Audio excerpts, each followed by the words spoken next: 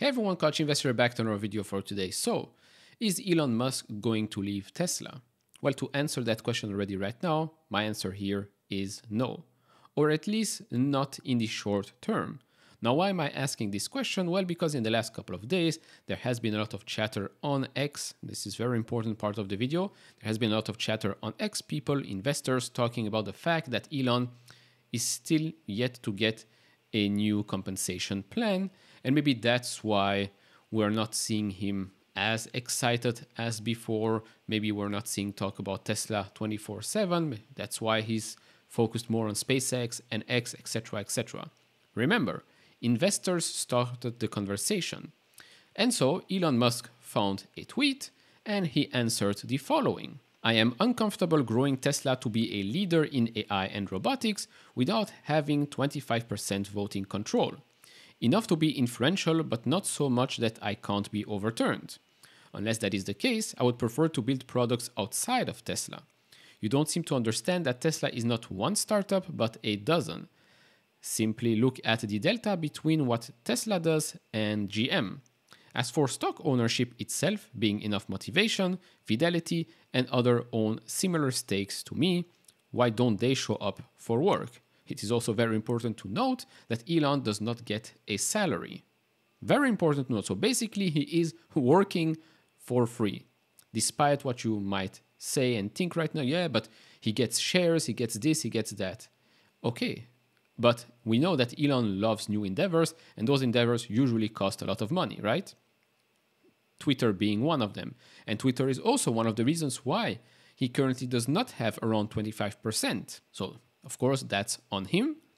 I've said it in the past as well. He overpaid for Twitter, but that's in the past. I'm very happy that he bought that platform because it's going to be extremely crucial for the overall discourse, especially this year, but in the coming years as well. Now, yes, he can blame himself for overpaying and using his Tesla shares to fund that operation.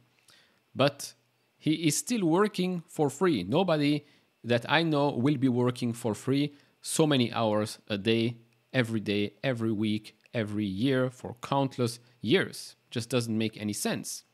But let's unpack what he said here, because if we look at that sentence, unless that is the case, I would prefer to build products outside of Tesla when talking about AI and robotics. A lot of people thought, oh, so everything FSD, Dojo, the humanoid robot, he's not going to work on that anymore at Tesla unless they give him a new compensation plan, unless they give him more power. No, I don't think that's what he meant. I think he's been saying this for quite a while. He's uncomfortable with AI development getting into the wrong hands. We've seen what has happened with censorship across the internet, across social media platforms. And with AI being way more powerful, imagine how much harm can be done with that. Now, of course, I personally also do not want Elon to control everything with regards to AI. I don't think one person should control everything with regards to AI. But I think Tesla has done a pretty good job throughout the years, showing the world that they can do quite a neutral job. Now, moving forward, why is a compensation plan important? Besides the fact that it would mean that the guy is not working for free anymore. Well, it incentivizes Elon and its team as well, its employees, who also, by the way, get shares. It incentivizes them to work harder, to innovate, and to, in return a lot of value to shareholders, which is exactly what has happened in the previous compensation plans, which we're going to have a look in just a bit. Now, if you enjoy this type of videos, do me a favor and hit that thumbs up button. Subscribe if you have not, would really appreciate that. I would also like to thank Rob Maurer, Tesla Daily. Thank you very much for all your work you have done throughout these years. I wish you all the best for your future endeavors, and I will look forward to the exclusive videos that you're going to make, maybe interviews as well.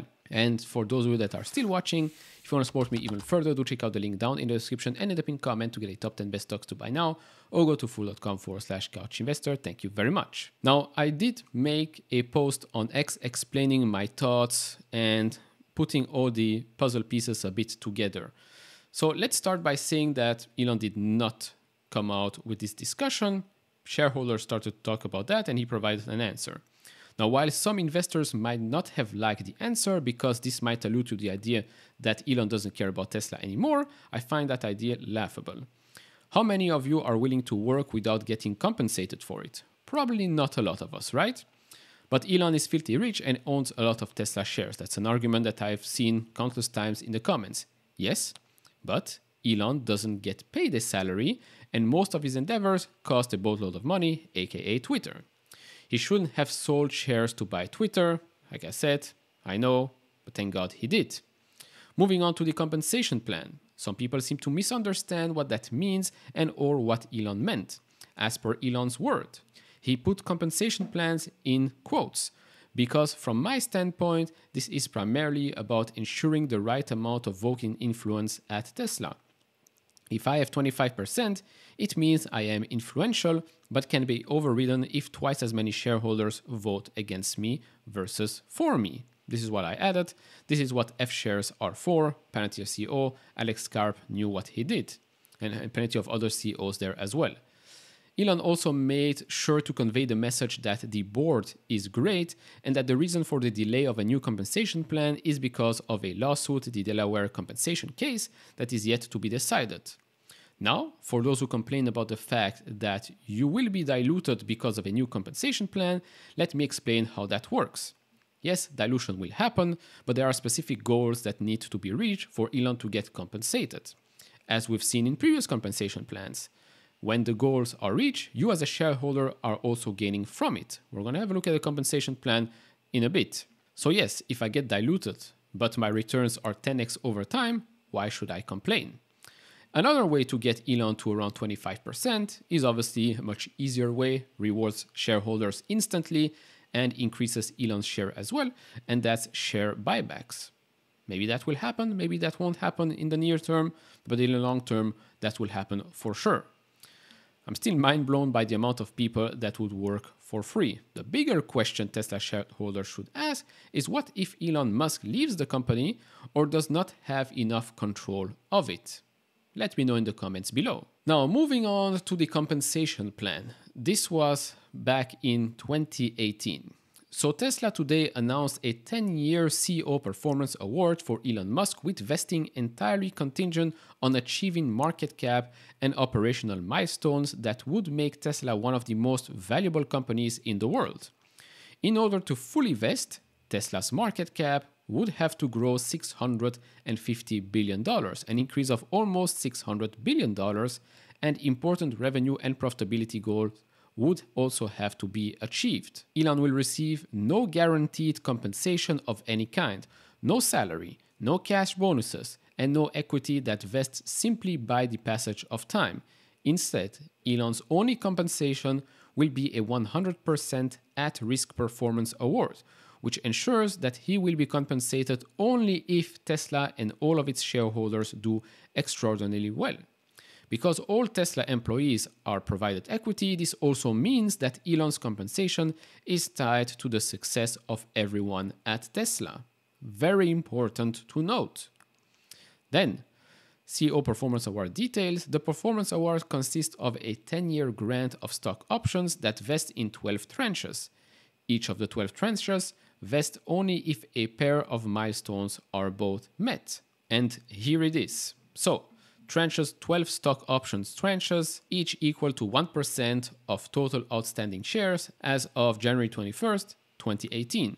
For each tranche, dual trigger vesting requires both one additional market capitalization milestone plus one additional operational milestone. So you can basically see at the bottom is the cumulative numbers of options vested in millions. And then here, the market cap, cumulative market cap milestone, operational milestone, and this is the current market cap, $59 billion. We go way, way back. With regards to the operational milestone, full vesting requires achieving 12 of these 16 milestones and all market capitalization milestones. So market cap was a bit, not easier, but was reached. Then with regards to revenue, basically from 20 to $175 billion in revenue, that's over 15x annualized 2017 levels, and adjusted EBITDA from $1.5 billion to $14 billion, that over 21 times annualized 2017 levels. So again, you put such a compensation plan in place, not only to reward the CEO, but it's definitely going to reward shareholders and employees.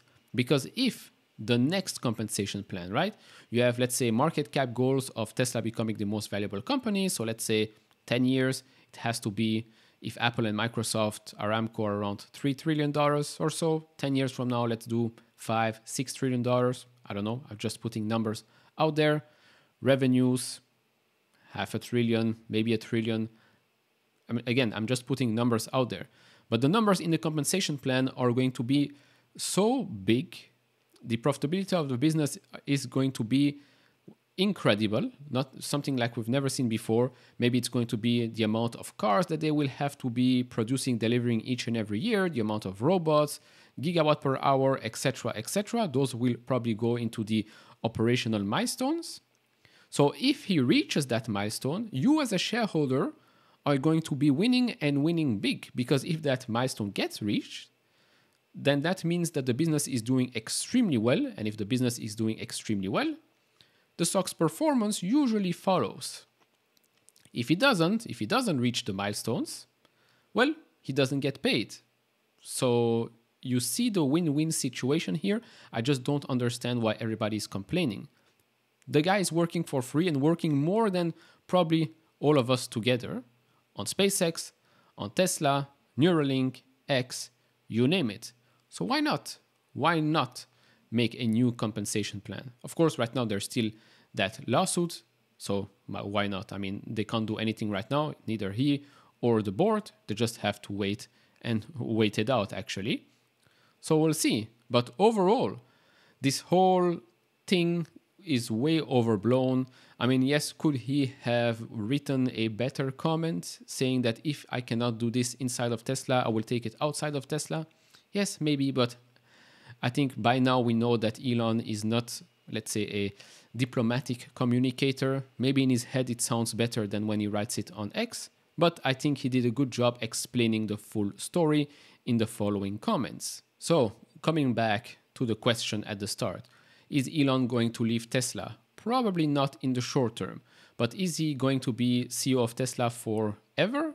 Probably not. He always said he doesn't like to be CEO, he's more in the engineering side. So don't be surprised if in the coming years, I don't know whenever that will be, he just steps down from being CEO and becomes and stays as chief engineer or something like that. A bit of the same with SpaceX. So yes, I'm all for a new compensation plan, whether it's going to be with new tranches, new milestones, or whether they're going to do buybacks remains to be seen. But yeah, those are just my thoughts. Just wanted to make a video about that, putting it out there. Of course, do share your thoughts down in the comments below. If you enjoy this type of videos, leave it a thumbs up, subscribe if not, and I'll see you all in the next one. Bye bye.